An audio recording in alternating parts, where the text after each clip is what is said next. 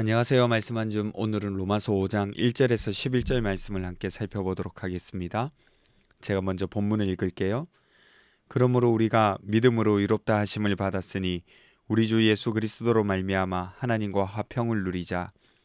또한 그로 말미암아 우리가 믿음으로 서 있는 이 은혜에 들어감을 얻었으며 하나님의 영광을 바라고 즐거워하느니라. 다만 이뿐 아니라 우리가 환난 중에도 즐거워하나니 이는 환난은 인내를, 인내는 연단을, 연단은 소망을 이루는 줄 알미로다.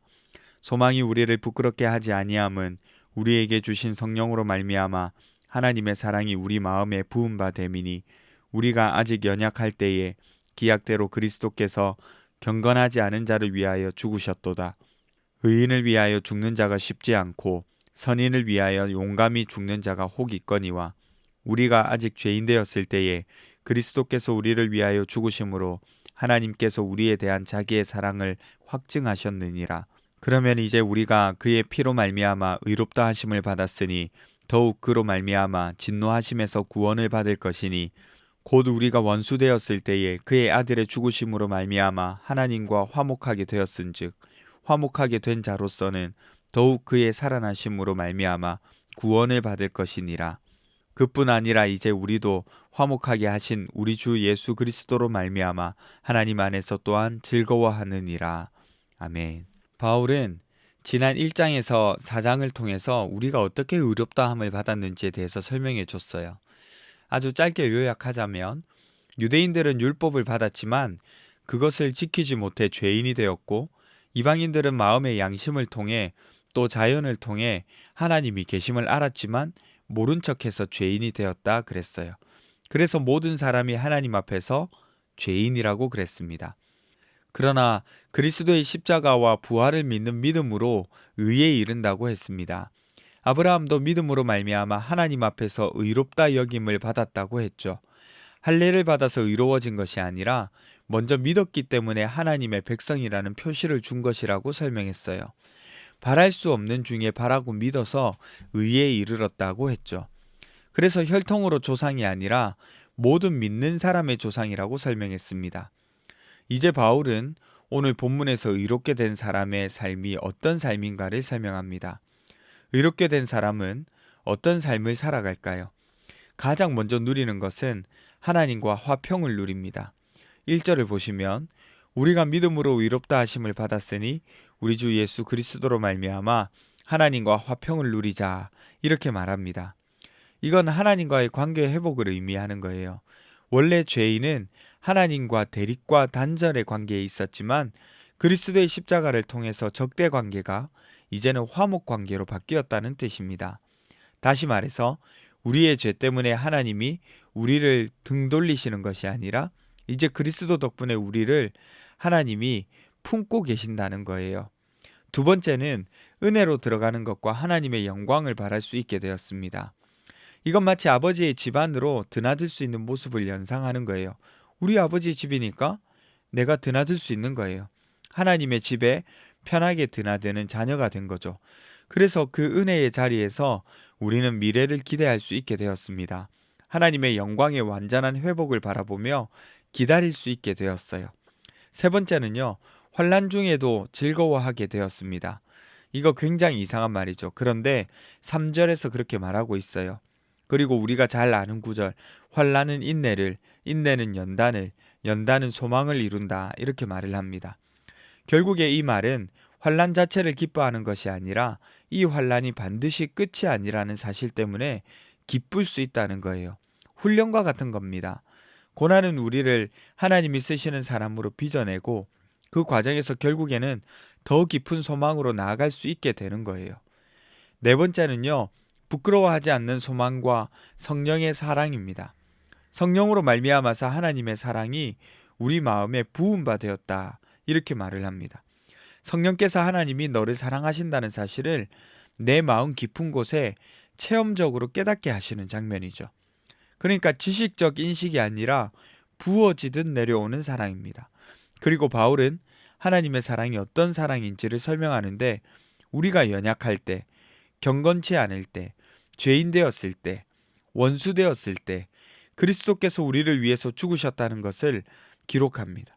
세상에는 착한 사람을 위해서도 잘 죽지 않는데 그리스도는 사랑받을 가치가 없는 인간을 위해서 십자가에 달려 돌아가신 거죠.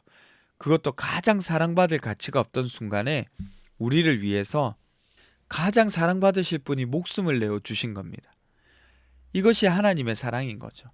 그래서 바울은 십자가를 보라고 말한 뒤에 우리가 죄인이었을 때도 사랑하셨다면 이제 의롭다함을 받은 우리는 더 붙드실 거라고 확신합니다.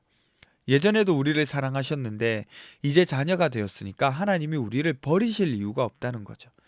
따라서 우리는 더 이상 하나님을 두려워하면서 도망치는 존재가 아니라 하나님 안에서 즐거워하는 존재입니다. 관계가 회복되어서 오는 기쁨인 거죠. 하나님 안에서 즐거워합니다. 이제 말씀을 적용해 볼까요? 먼저는 환난을 해석하는 관점을 바꾸셨으면 좋겠습니다. 환난 자체는 고통스러워요. 안 만났으면 좋겠어요. 그러나 환난은 나를 무너뜨리는 것이 아니라 나를 만들어가고 있다는 사실을 기억해야 합니다. 그래서 환난은 인내를, 인내는 연단을, 연단은 소망을 낳는다고 하잖아요. 고난이 소망으로 끝이 납니다. 그러니까 환난 만나는 것을 두려워하거나 피하지 마시고 그 안에서 나를 빚어 나가시는 하나님의 뜻과 손길을 발견하셨으면 좋겠어요. 환난과 고난은 소망으로 끝이 납니다. 다른 하나는요, 바울이 말하는 부분인데 죄인일 때도 우리를 사랑하셨는데 하나님의 자녀, 곧 하나님과 화목하게 되었으니 더 우리를 사랑하신다는 확신입니다.